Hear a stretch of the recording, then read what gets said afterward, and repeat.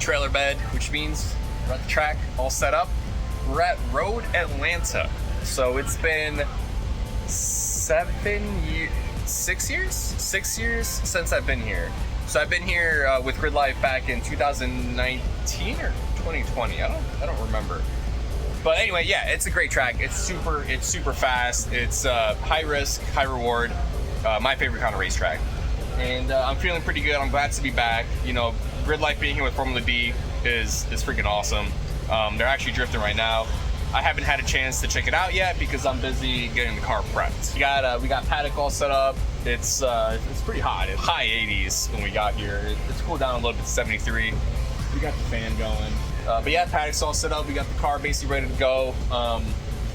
I went on the dyno. I had to adjust power a little bit. It made a little bit more power here than it did at CMP. It's just kind of the nature of the dyno. It does vary event to event, and also obviously, you know, weather conditions play a factor in that as well. Regarding the car, not much has changed. I've done a few reliability upgrades. I had to actually drop the transmission out, replace the input shaft bearing because it was making a ton of noise. We got the oil pressure figured out. We got oil temperature as well, so that's all fixed. I am running the white wheels, front and rear, so they're basically stickers for this event. And I also, after that whole tire dilemma, I do have a full set of brand new reins as well. So 255 on the fronts, 225 in the rear. So wasn't really planning on doing a video between CMP and Road Atlanta, because quite frankly, I did do a lot of work to the car, but it wasn't all that interesting, so I didn't really record it. But I'm starting out this video with a little bit of FU to thieves, because I just bought a new set of rain tires because this weekend at Road Atlanta, it's gonna rain. Forecast is not looking good. And I bought a brand new set of Continental Extreme Contact Sport 02s, which are the best tires that we can run in the rain. UPS left them right here on my stoop around 12:30 in the afternoon. I was at work. Of course, UPS sent a picture that they've been delivered. They have proof that it was delivered to my house. And then around, around 3:40, sketchy white van drove in my house and stole them. He actually drove by the house around 1 p.m. and then he drove by again around 3:50. And that's when he backed his ugly ass truck, rusted out truck, into my driveway and stole all 4 of my tires, which is around $1,000 of tires stolen. So that's freaking awesome. And I'm kind of pissed at myself because I do have cameras, but they're not set up to record at the moment. But I normally get notifications when someone is on my property. Unfortunately, I was at work, and at work I have the worst cell reception, so I never got a notification that someone was on my front porch stealing my shit. Anyway, I'm just, I'm pissed. I'm livid. And the worst part about this is, okay, I would normally buy another set of these tires and just eat the cost and then deal with property insurance or homeowners insurance. Unfortunately, I can't get another set of tires in time because I have to leave Thursday morning to get to the track. If I bought tires now, they would show up around, I think, Thursday evening. And there was no option to expedite them. And I even called Tire Rack and I told them that my tires were stolen. They submitted a claim, and then I asked them, hey, I need to get a replacement set by tomorrow. And the guy said, sorry, I can't really do that. And anyway, we have to wait for the claim to be processed. And I said, okay, well, what if I buy another set? Can I get them shipped overnight? And he said he doesn't think they can. He said, check the website, because there might be an option to overnight ship. Well, there isn't. Yeah, long story short, F thieves, scum of the earth. But yeah, I'm extremely pissed. And, you know, there's, not only did I lose money, you know, this could eventually impact my entire weekend, you know, because it's going to rain at Road Atlanta. I already know this. And while I do have old Continental Extreme Contact Sport, they're the old version, so they're not as good, arguably. And I have a square set of 225s. So 225s in the front, 225s in the back. And if it's heavy rain, then yeah, they'll do pretty well. But if it's like damp to drying conditions, I'm just leaving time on the table, right? Because I could be running, you know, a 225 in the front like I do with the dry setup and a 225 rear, which is the tire sizes that I bought, but now I don't have that option anymore. So yeah, I'm pissed. Yeah, lesson learned. I gotta upgrade my camera system because it's kind of embarrassing that I have cameras set up and I have no way to have the footage. I do have footage from my neighbors across the street, but you can't see the license plate number. But also the way my cameras are set up, they're aiming at my house, so you wouldn't have seen the van in my cameras anyway. You could have maybe got an image of the person who stole them. But yeah, lesson learned there. Pissed at myself. Pissed that I was at work and I didn't have cell reception, because if I did get that notification, I would have logged into the app, had a live view of what was going on, and I could even talk to the dude through the camera. I could have said, hey, get the f off my property. Didn't have that option because my work's, you know, the cell reception there freaking sucks. Anyway, yeah, I'm just venting now. Yeah, sucks. Hopefully Tire Rack will resolve it, or my homeowner insurance will probably resolve it.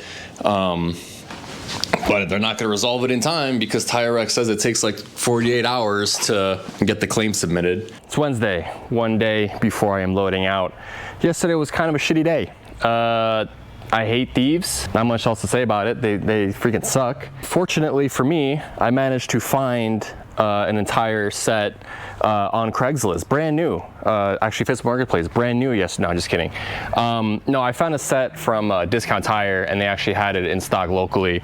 So I managed to buy a completely different set of tires. I mean, it's the same tires, the Continental Extreme Contact Sport 02, but yeah, it's the second set that I bought in 3 days. So fun fact, I submitted a claim to my insurance, homeowners insurance. They do not cover anything under $1,000. My tires, unfortunately, were $971. So that's a huge bummer. And yeah, so I got a police claim set up. I got a Tire Rack claim set up.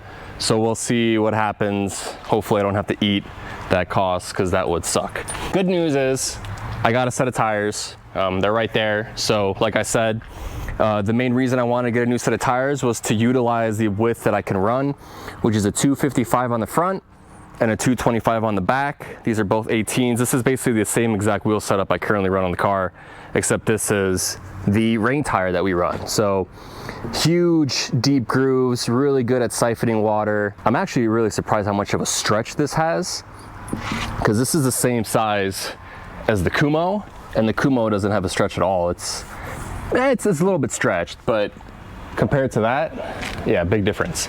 But anyway, yeah, so I'm pumped. I got tires for the weekend. They're also 02s, so they're a little bit newer. And yeah, these are the tires that I've been running the last few seasons. They're honestly 4 seasons old now, and they still got a decent amount of life in them. But these are the 01s, and they're 225s. All of them, right? So in kind of drying conditions, I'm gonna have way more grip on the front axle, which is, you know, why I wanted to upgrade. So anyway, so that situation's all kind of sorted out. Well, not entirely. Hopefully I get my money back. Also, I got a ton more cameras. I'm not gonna show you where they're at because I don't want you guys knowing, but I bought a lot of cameras, and they're all recording now. I have every square inch of my house on lockdown, multiple cameras in the garage, so you fools trying to mess with my house, you'll be calling camera. Anyway, yeah, let's get into details on the car. We fixed the oil pressure sensor, so I repinned this coupler. I actually got the official coupler for the Haltech sensor, because the main issue that I actually had was the plug on the Rywire harness, I think, was meant for an AEM pressure sensor, and they were so close that I kind of just ran it like that, and I think the pins are not perfectly aligned to the Haltech sensor, so that's eventually why I had that issue. So I swapped that plug to Haltech. That works. It's gonna be hard to see, but I also added an oil temp sensor to this engine. I had it on the other engine in the oil pan, but I didn't have it on this, so I didn't get a chance to do that at CMP because we had to swap the engines. So it's in there now. So now I have all of the engine data that I need: oil temperature, oil pressure, and of course, like, you know, water temp, fuel pressure, all that stuff. So that's all good. Rocking the white wheels. And also behind the white wheels, we got some fresh rotors from my guys at Fast Brakes. So these are, I believe they're like Willwood Spec 37. They're like 13-inch in diameter, and I think they're 1.1 inches wide. So that's pretty cool. I redid the splat mounting because I had it like mounted to the splitter and that was braking. I also made fender liners. You can't really see them right now, but they're in there.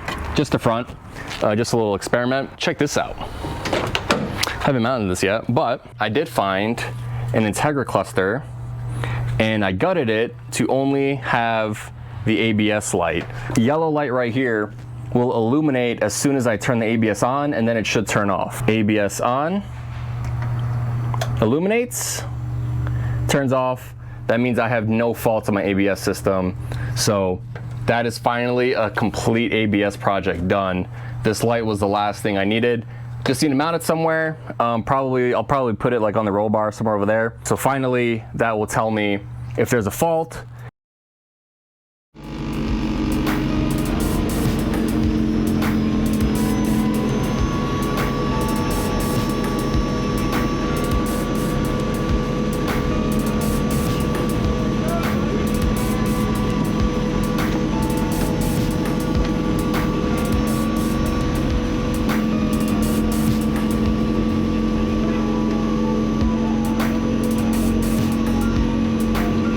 And then I can also ground the SCS coupler and that'll tell me what the error code is if there is an issue.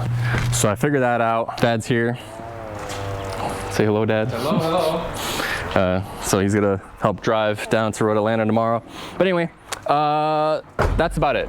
Like I said, a lot of little things, not a lot of major upgrades. Once again, we have to carry 3% rewards weight because we won 3 races, which is kind of a bummer. I kind of already had that weight in the car at CMP because I actually couldn't get the car light enough to what my minimum weight was. So I really only added a 25-pound brake for this event, and that should cover that extra 3%. But anyway, yeah, let's try to get some good finishes.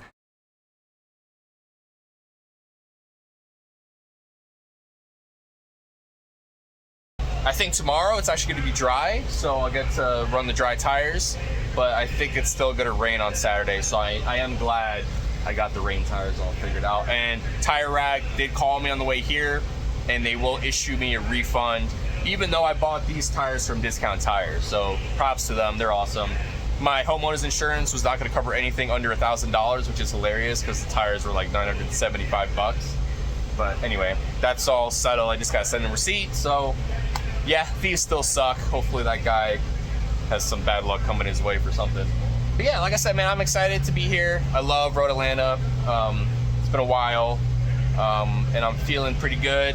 Got my setup sheet all figured out. But yeah, it's gonna be a hectic 2 days. So because we're here with Formula Drift uses turn 10A, 10B, and then they go back around and loop back up the hill. So once Formula Drift starts, the whole track is locked down. So we only have from the morning, like 8 a.m. to early afternoon, probably like 12 p.m. So that's the only time that we have available to run the full track. So that basically means tomorrow we have we have practice 1 at like 8. 8:15 is practice 1 qualifying, 9:55, and then race 1,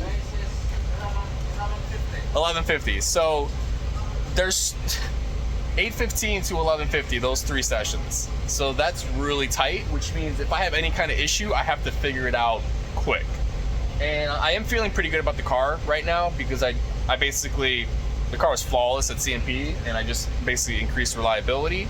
So I'm pretty confident the car is good. But like I said, anything can happen. And the sessions are so close together that kind of makes it a little bit stressful. If you have an issue in practice, you might miss qualifying. You miss qualifying, your whole weekend is kind of screwed. And then Saturday is the same deal, except it's race 2, 3, and 4, all with like maybe, if I'm lucky, an hour break in between them. It's gonna be exhausting. And then after that, nothing the whole day, right? So maybe I can go enjoy Formula Drift or try to get home early. General setup with the car for this weekend, there's a lot of curbs here that you kind of have to hit to run a fast lap time, especially turn 3 and then the downhill S's and then up the S's. You have to use all those curbs. So I actually raised the car up a little bit. I tried adjusting the shocks a little bit to Fortune Autos to account for that. And then we also ran a little bit more Packers, and we're running a little bit less front camber because there are some heavy brake zones here. So mild changes, nothing too drastic, but we'll see how it goes. But anyway, that is day one here, Road Atlanta, Thursday. So nothing besides getting paddock set up, hitting the dyno, and getting the car ready. So that's 3 things. I'm gonna go to bed soon, and I'll catch you guys in the morning super early.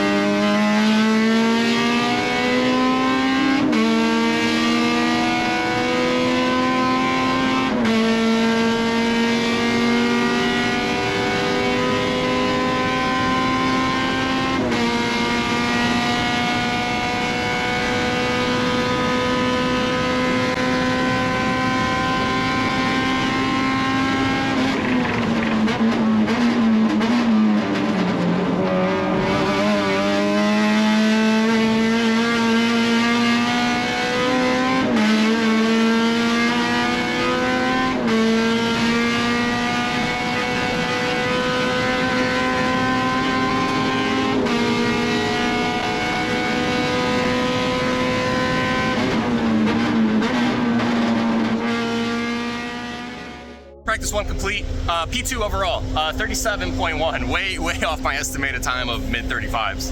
I think the car could do a 36, maybe a mid 36. 35's no way. But I am gonna go back on the dyno this morning just because last night the car seemed to make a lot more power than expected. I did change a few things between C and P and this event regarding the flat power because I just estimated it was gonna make X amount of power and it made like 200. So I had to pull a lot of TPS out of it. So I'm just gonna double check it on the dyno real quick and then get ready for qualifying, which is in like 40 or like an hour. Sorry, my wall was on the dyno. But honestly, the car feels so freaking good. This track is epic. We're definitely hurting on the straightaway, that's for sure. We had Tony Marchev in the Corvette in front of me and behind me most of that session, and he was 2 or 3 car lengths easy on the straightaway versus my car. But yeah, car feels good. I'm really pumped. This track is so freaking good. But anyway, it looks like Matt Wallbaum's off the dyno. We got Austin Hurdle, which by the way, he started putting that car is the car I hit at Road America, and his car was way worse than mine. And he decided a few weeks ago that he was gonna finally fix it and get it ready for this event, and he's been slaving away on that thing. I think he went to bed last night at like 4 a.m., got here this morning, and he made practice 1. So big shout out to Austin. He's a homie. He never quits, kind of just like I do. We're kind of the same, you know, we just keep pushing until, you know, we get to the track. So anyway, let's get to the dyno, and then let's get the car checked over, and then qualifying coming up soon.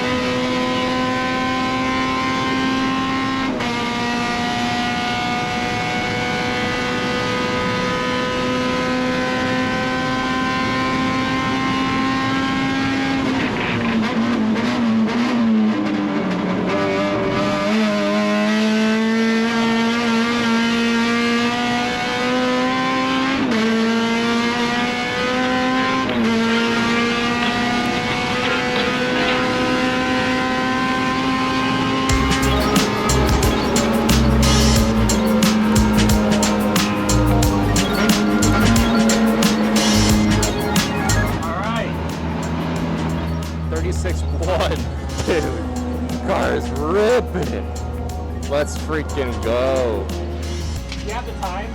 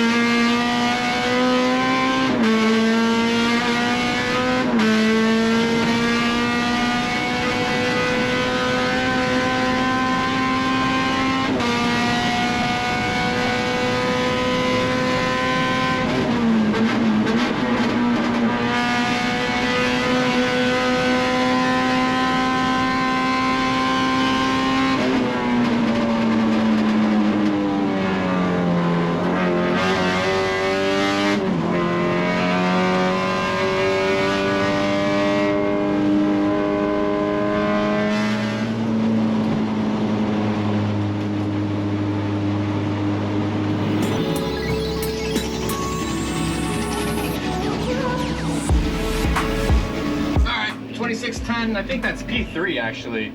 It is super tight up front. I don't know if I nicked them in the last lap. I got the same lap time, but we'll see. Honestly, barely have enough time to keep you guys updated because it's been a rush, man. Straight from qualifying to tech, had to wait there for a little bit. But yeah, P3 in quali. I ran a 36.0, not gonna lie. I did that pretty early in the session. I was pretty confident that was gonna be pole. And then I asked somebody in the pits where I was, and I was P3. Apparently there was a 35.3 by a Corvette, and then a 36.0. Literally 1,000ths ahead of me was Matan. So I tried to go back out there a second time. Couldn't make it happen. Didn't feel good. My head wasn't in it anymore, so I just called it. So P3 quality, pretty happy with that. Yeah, I had a mild pedal box issue. I had the bias bar locked at 50-50%, and apparently that lock came off, and it slid all the way to one side. So that was pretty sketch. Luckily I noticed that. So I did kind of a ghetto fix. I kind of jammed an Allen key in there so that bar wouldn't spin. Fingers crossed that is gonna fix it. But yeah, like I said, it's weird because it's a cross-feed ABS system. So when the bias bar is all the way to one side, my left front and my right rear is getting more pressure than the other corners. So it was a kind of weird feeling, and I noticed it a little bit. but I looked at it and I was like, oh yeah, that's definitely off. But other than that, car's good. I swapped new pads in the rear, Hawk Era 1, fantastic pads. Still keeping the fronts for this session. And yeah, car feels good. No setup changes. Just gonna go out there for race 1 and hopefully the light car can keep the tires underneath it for the whole race and the Corvette's struggling in the end. So we'll see. Wish me luck, guys.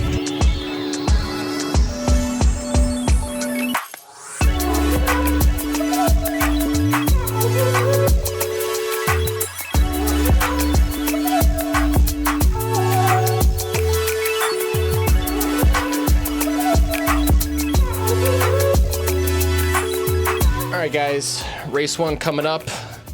Qualified 3rd, checked out in tech, everything seemed good. Had about 60 pounds overweight. Keep in mind, I am 3% rewards weight as well, which sucks. New brake pads in the rear. No real adjustments to setup. We're just gonna drive and hope for the best. The Corvettes in front of me, they're significantly heavier than my car. So we got Michael in P1, Matan P2, and then we have James Houghton in the TSX right behind me. All 3 of those cars are gonna be faster than me in a straight line. So I'm gonna try my best to hold them off in the corners and then see what happens for the rest of the race. I should be able to keep these tires nice and happy longer than the heavier cars around me. So hopefully it's a full green race and I can kind of take advantage of that. But anyway, race 1, let's do it.